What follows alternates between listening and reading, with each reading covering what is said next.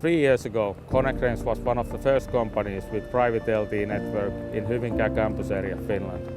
In collaboration with Nokia and Edzcom, we have transformed the Private LTE network to next generation 5G standalone private network.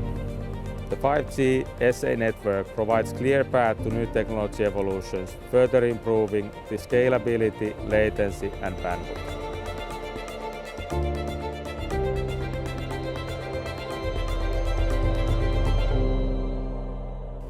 Here in the studio with me today are Juha Pankakoski from Konecranes and Janne Isosari from Edzcom.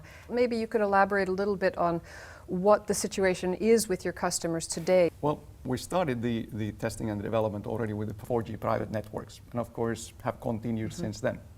And we see obviously with almost every sector of our customers, whether we're talking about ports or industrial customers, that they're implementing increased levels of automation into their premises. Of course, in such situations, you're faced with number of different generations of equipment, number of different technologies. Yeah.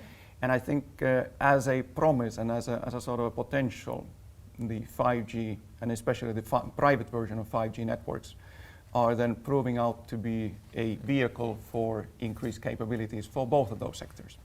But I think 5G at this point in time is already mature enough to be used for development and for implementations of newer applications.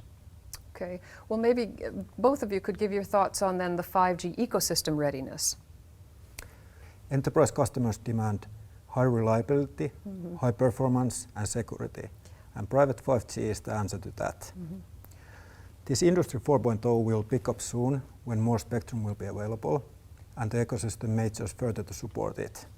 Quite a few of the elements are already in a fairly good level of maturity today. Yeah.